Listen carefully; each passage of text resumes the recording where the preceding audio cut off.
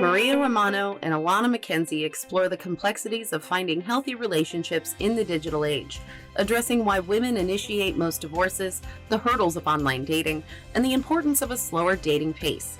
They stress the significance of self-reflection, personal growth, and effective communication in romantic partnerships, sharing practical advice from their books and challenges. The discussion also covers navigating relationship dynamics and evolving gender roles, highlighting the need to refocus feminine energy in dating and acknowledge the fluidity of gender.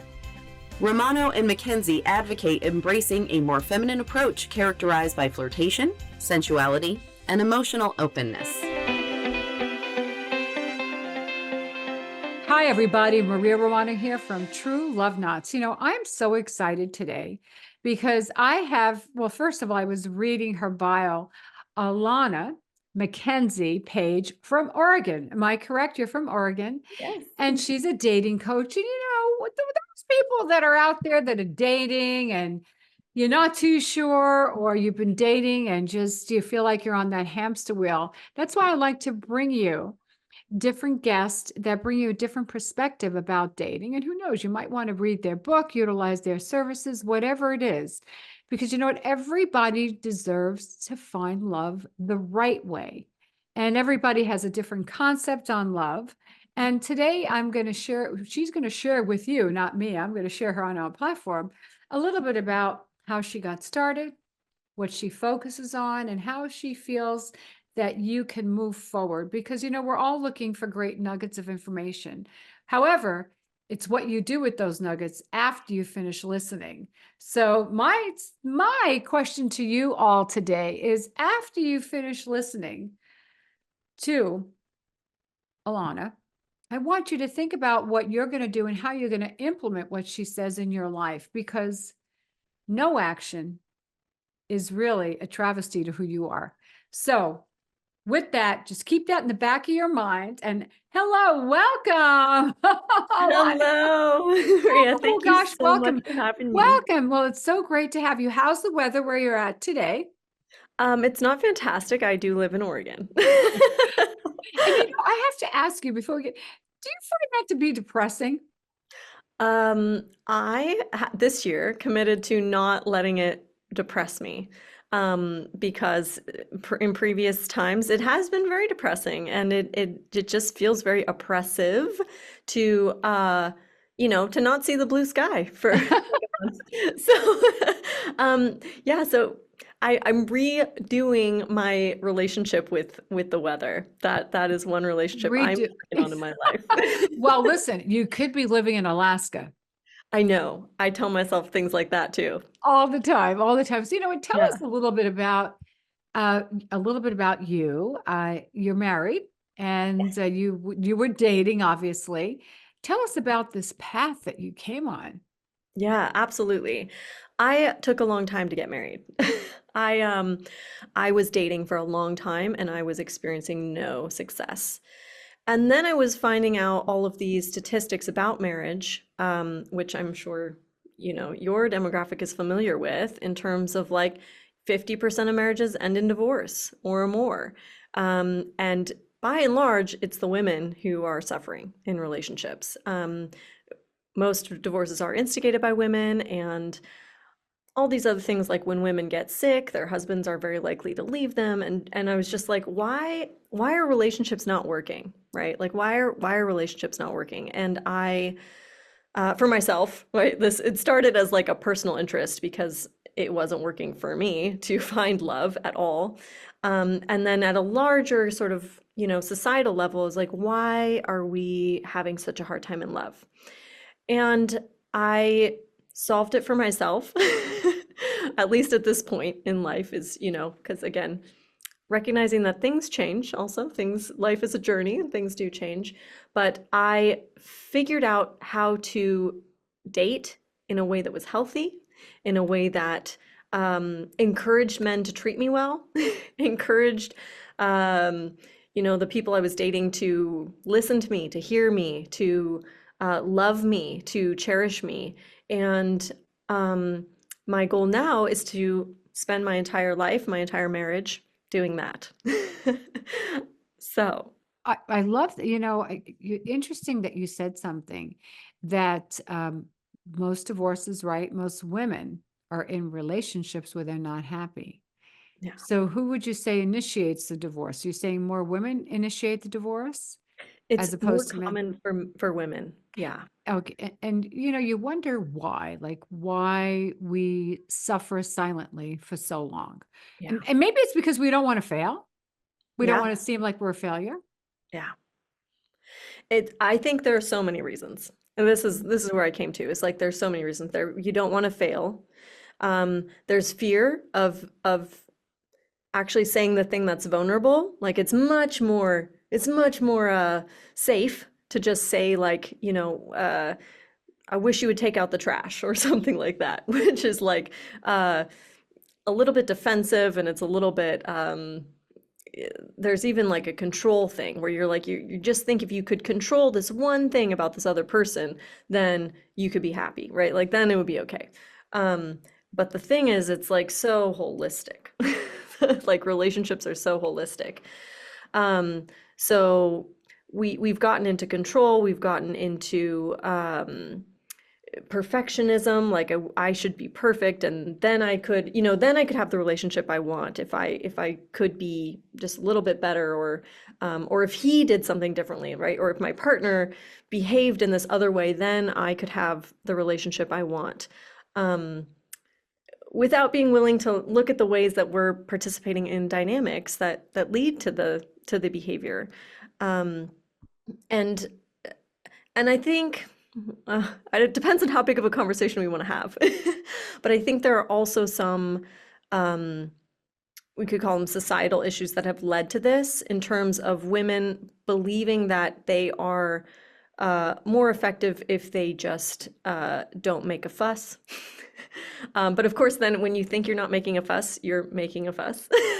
Like you're still, that's where we get into that, like, oh, she nags a lot. It's like you're still making a tiny fuss. You're just not going directly for the issue. Well, right. You're skirting around the issue because you don't want to bring it up. You don't want to rock the boat. And Yeah.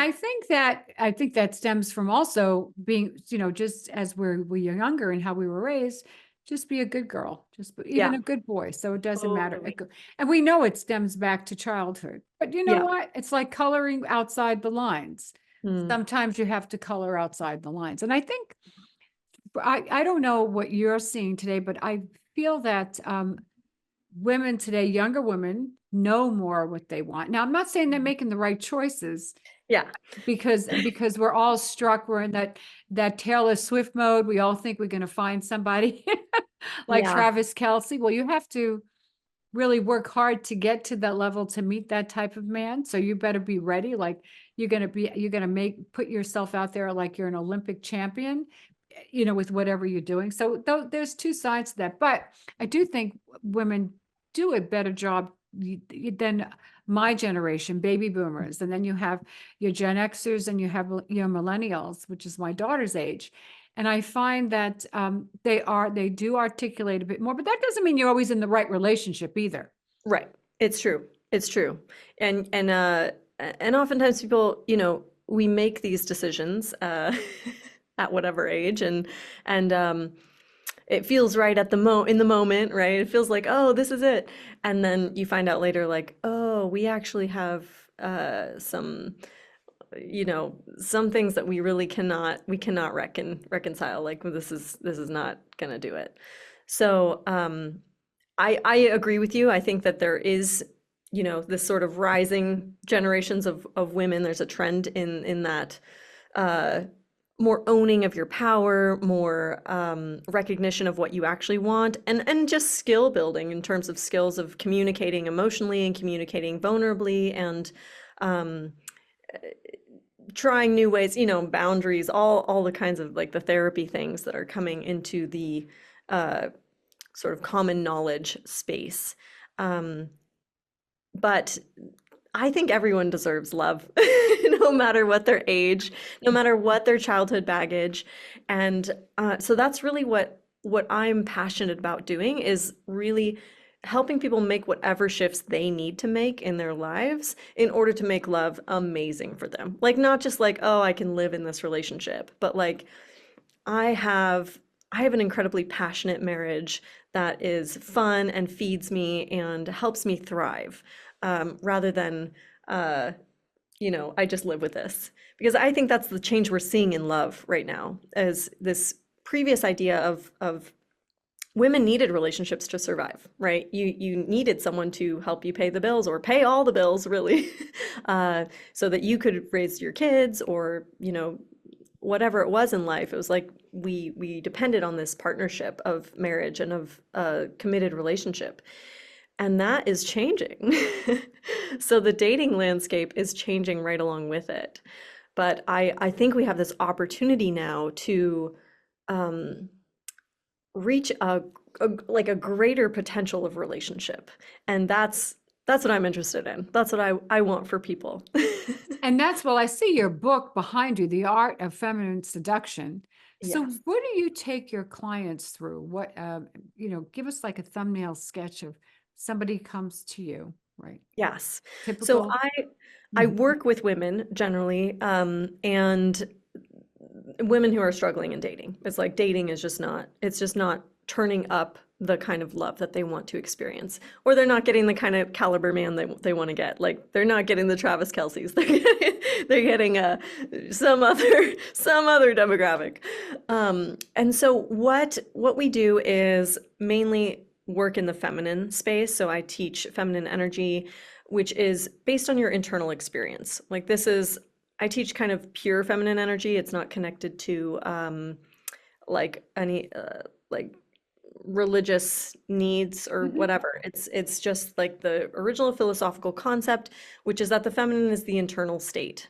And a lot of women were trained to look externally to be a good girl, right? So what we're originally doing, first of all, is refocusing the energy in your life to be internally focused, so that when you have dating stress, or when you're going to create your profile, or when you are going to have a conversation with a man in line at the grocery store, you are also able to focus internally. Because, again, most of us were trained to look outside of ourselves for approval, validation, whether we were beautiful and worthwhile.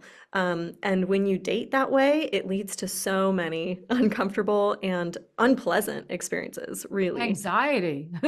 So much anxiety, so much anxiety. So first thing is we retrain that kind of, it's a nervous system response. And then the book goes into all the details about how to do all of this stuff, but we do a little bit of training on like flirtation and how to get back into your sensuality and your sensual side and your romance, so that you can bring that to dating and really show up in a way that is fulfilling to you and the person you're dating. And then we do emotional availability stuff. So we talk about how to communicate emotionally, how to communicate in ways that are a little bit alluring as well. So there's kind of this, how do you develop rapport with a man, for example, right? How do you actually express yourself in a way that is interesting, that a man wants to, like, he feels like he's being drawn into your experience of the world? How do you do these kind of basic things that help you be seen, heard, and cherished or loved, that we're not trained in, right? We were not trained in. So. Well, and you're right. I mean, it's so true, because sometimes you're a woman that's a career woman. So in order to succeed, you have developed this masculine energy about you. And I think that's what happens is women still need to focus on how they can lead with their feminine energy. And that's the Yes. key thing. And you can do Yes. it in a way that you don't have to be as masculine. And I think that's the key thing too. So we kind of get confused. And that's why sometimes that's why you're not attracting the right individual for you.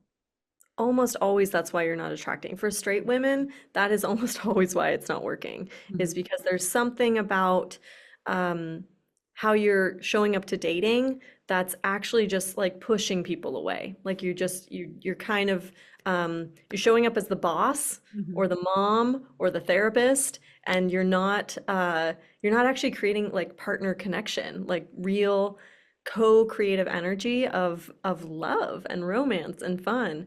And I love what you say about the feminine leadership, because I just gave a talk on a summit this morning about that. So I 100% support that. It's like we need some more feminine leadership in this You, world, you in said relationships. something. You said a straight woman. So, I'm in the wedding industry too. I marry people all walks of life. So we do have, listen, we have same gender getting married. So do you also have you worked with women that are, they're attracted to the same sex, but some of them are more masculine than feminine.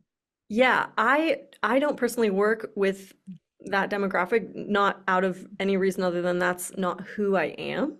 Mhm. But I believe, and what I have seen in the world and in, the trainings that I've been in, is that that's 100% true. It's like it's not actually about gender. It's not about your physical body. There are definitely women who are masculine, Mhm. right? That's like definitely true, that there are women whose essence is masculine. And I believe the sort of most intriguing pairings are when you have that masculine and feminine dance going on. And it's not actually about gender or your No, you're body. right. Yeah. First thing I'll ask when I'm getting ready to perform a ceremony for a same gender, who's the lead? Who's the Hmm. lead in the relationship?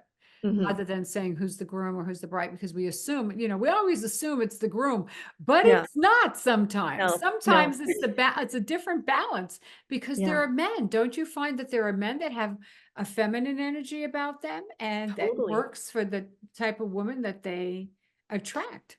Yeah, I'm in the original teachings of feminine and masculine energy, everyone has both. So this is just like everyone has both estrogen and testosterone, right? Like we're actually not uh one or the other.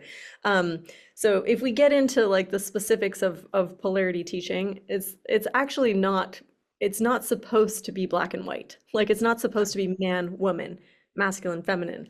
Um, and I think it's hard for people to understand that. I think that kind of nuance is tricky for people to get. And so we've kind of fallen into this like, well, men do masculine things, women do feminine things. And it's so much more complicated than that, right? Like it just is so much more complicated than that. So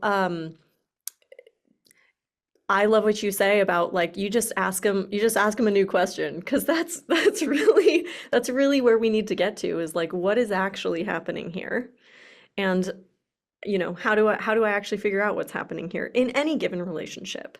But I do find that for women who are dating men and who are really struggling, it's almost always because they are it's like it's taken too much action. They're getting into some of the stuff that feels natural to do because we've all been trained to show up in our masculine energy.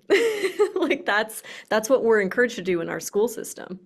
So, sorry, go ahead. Yeah, it's interesting, the way I never realized that, but I didn't, you're right. And we are trained. We have that armor. What does that Yeah. armor do? Yeah. Right there. Protects us.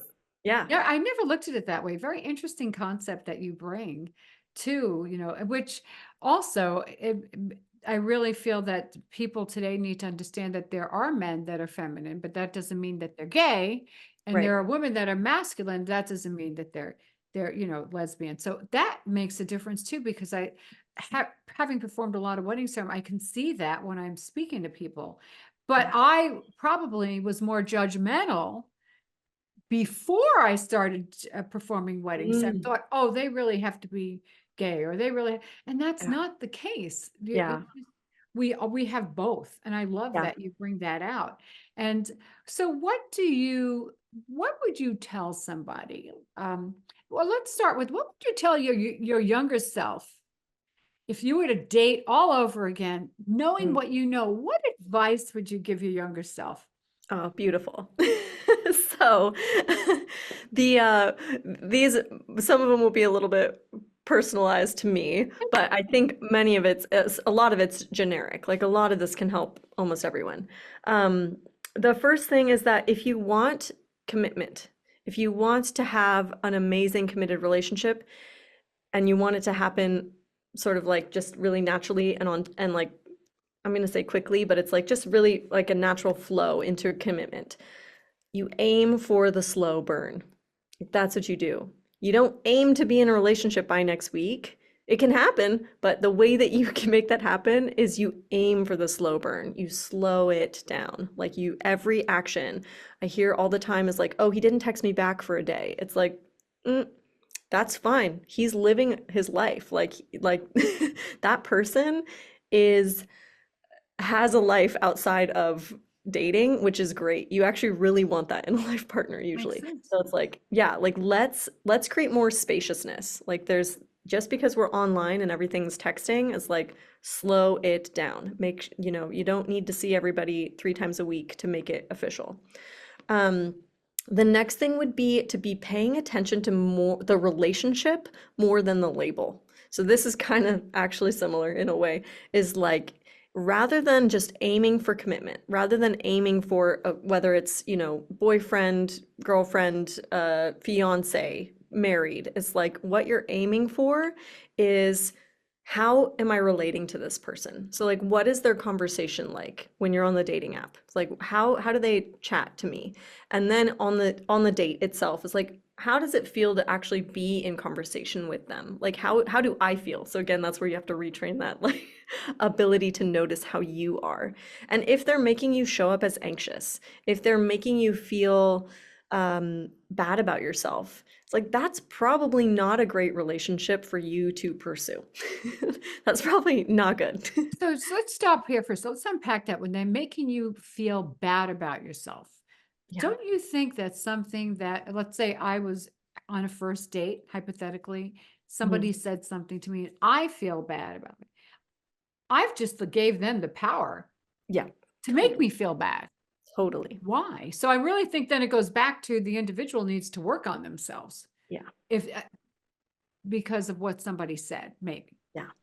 Yeah, but the thing is, people are really dating. I don't know if you've done dating apps, but people bring their oh wow, their baggage. Oh, I yes. almost said garbage, which was also kind of you bring in your bad, you bring in your past. I mean, that's what people do. yeah, but I mean in terms of their negative behavior patterns. Gosh, yes. Yeah. So the things that people say to each other on dating apps they can be really not lovely. Both ways, like really both ways. People are we haven't quite created a culture of strangerhood in online dating for some reason.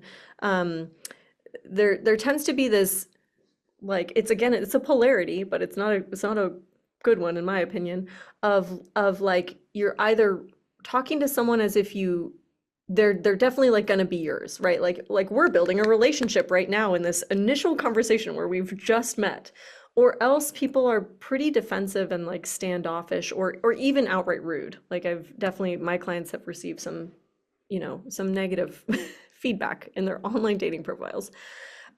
So there's something going on there where it's like we're not just showing up, having a conversation, and then taking it to the next level, having another conversation, which is, in my opinion, what dating should be. So that's why I say, like, to tell my past self is like, just have a conversation, find out more about this person, have fun, like have a fun conversation too. Like, don't just have like, I must try to find out if you're the one for me in relationship conversation, which is what people are doing. They're like, what are you looking for? How many kids do you have? It's like, let's just have a human interaction. So organic. It's, you know what, I'm in the demographics of 60s and I'm a widow. So I right away, men will text back. So what's your intentions with this? Well, what? We didn't even get to see if we like each other, let alone we're way, and you're right. People they want to go from A to Z without going through the alphabet. I get that. Do you think that's society today? Because we're so used to this instant gratification. Do you think that's why we're not being intentional with what we're doing in dating? That's a great point. And I would imagine that is a lot of it. That would be a lot of it, because especially in the online space, we're used to instant gratification. Like that's why, or the way that a lot of those apps are designed. And I don't just mean dating apps. I mean all apps on the phone. Right, exactly. Around instant gratification. Yeah. Yeah, so I think probably that is what's happening is we're just taking that behavior that we would do on Facebook, that we would do on TikTok, that we would do on, all the online games people are playing, the little whatevers, and taking it to a relationship context, which is not going to work. It's not going to work. Well, you said it. You said slow and steady. So, because Yeah, slow and steady wins the race. it does. Anybody that has gone to any horse races or anybody that people that do marathons, they never start out as the first one out of the gate. Yeah, They have the endurance to yeah. go longer. And that's the key thing. And I love that. So since we're almost running out of time, anything you'd like to share? Like you said, you were on an online summit. Do you have any talks coming up? And of course, I have your links to the book. Anything you want to share with the community out there? I definitely want to share the book. The book is a really fun book. Maybe I'm biased as the author, but it shares my personal story. So it really it teaches all kind of a lot of the stuff we talked about. It teaches, how to overcome that in yourself and how to create a new relationship to yourself and dating, how to slow down, for example, and lots of great like communication techniques and how to, what to say basically. But it also tells my personal story throughout, like that's the thread of the teaching, and I've had a pretty cool dating life. And But that's how you're able with to life. teach So, that to other people. You've had the exposure. yeah, it's true. Yes, and now lots more training as well. But that's what I share in the book is like the fun stuff. And then my 7-day Femme Fatale challenge is also incredibly is a very good time, and it teaches a lot of the kind of the psychology tips around communication and how to use online dating in a way that is actually going to be empowering and effective, rather than just kind of the same old things that people are experiencing out there, which you touched on yourself. Is Well, like, I'm going to, I just signed up for your 7-day, ooh, challenge. And I'm going to read that. I'm going to share that. I'm going to be giving a talk in a couple of weeks. And I will share, because I believe you need to share information yeah, because, I might touch on one area, but there's something else that you might expand on that would resonate with somebody. Because you said totally, everybody's worthy to find love. Everybody should find love. We're made for that. yeah, Adam did not come onto this earth. Eve came along, and then life really changed. yeah, It's true when you think about it. Really, when you think about it. So, that's why it's important to share that information. So definitely, I'm going to be sharing this also oh, with my lovely, community when I'm there.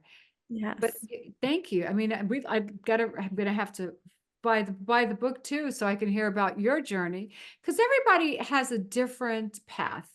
We yeah, hope to get to whatever goal we want to get to, and it really never stops. I mean, like you said, I love what you said about you and your husband. You have a passionate relationship. yeah, You have fun.